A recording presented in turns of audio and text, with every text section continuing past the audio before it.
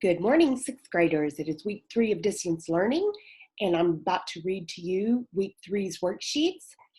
A few items before I get started. I need to remind you that if you have finished your work, please take a picture of it and text it to me or email it to me so I can go ahead and enter grades. If you prefer to wait until the end of distance learning and turn everything in at once, that'll be fine too. Just whatever you want to do. I need to hear from you at least weekly, so please text me, email me, return calls, whatever I need to do so I can talk to you. Again, I'm available for Zoom meetings. If you want to meet face-to-face like this is perfectly fine. Just let me know. Okay, we're going to move on to week 3. The first worksheet is called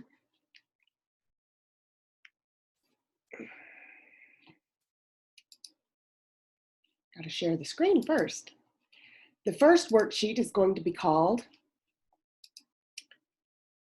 Finding Fossils. Paleontology is the study of living things that lived millions of years ago. Scientists called paleontologists study the remains, known as fossils, of these ancient living things. The fossils are hidden in rocks, so the scientists have to dig them up very carefully. Paleontologists dig for fossils all over the world. They keep track of exactly where the fossils are found. This helps them to figure out how old the fossils are by studying the earth around them. Paleontologists can tell us a lot by studying fossils. They can find out where something lived and what it looked like. They can discover if an animal ate plants or if it killed other animals for food. They can also see how really old plants and animals are related to ones that live today. Even though dinosaurs became extinct millions of years ago, their fossils show scientists what they looked like so that we can see their bones put back together in museums today. It is important to study how the earth and its plants and animals used to be a long time ago. It can help us to understand events that are happening now and try to figure out what might happen in the future.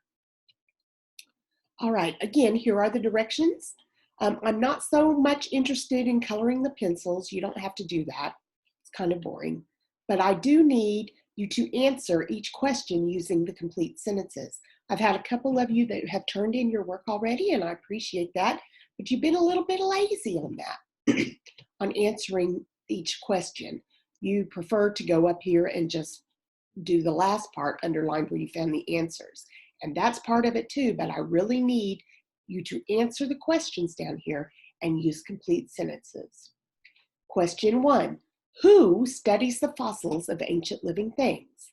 Please write the answer in a complete sentence here, and up here you need to underline where you found the answer in blue.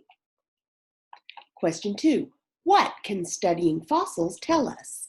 Again, complete sentence answer here, copy up here, underlined in red where you found the answer.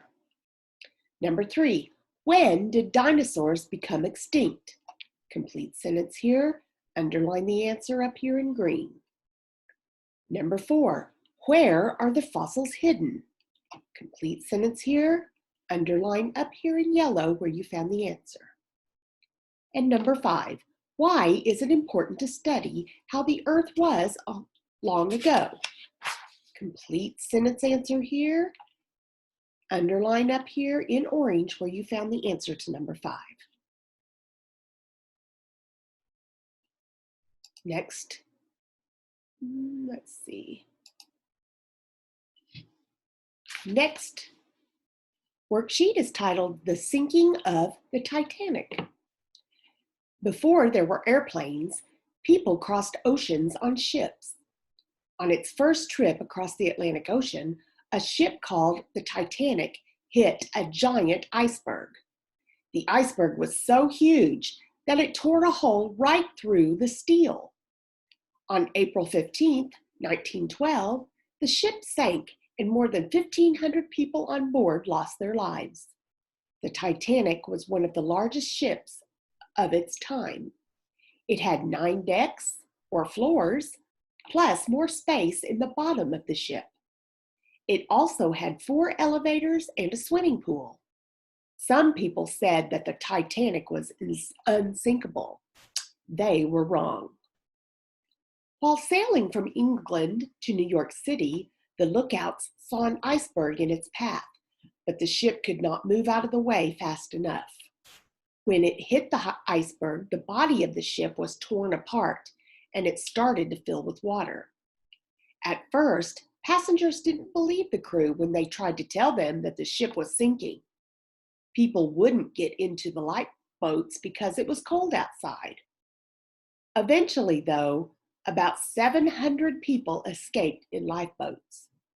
However, there were not nearly enough lifeboats for all the people who were on the ship.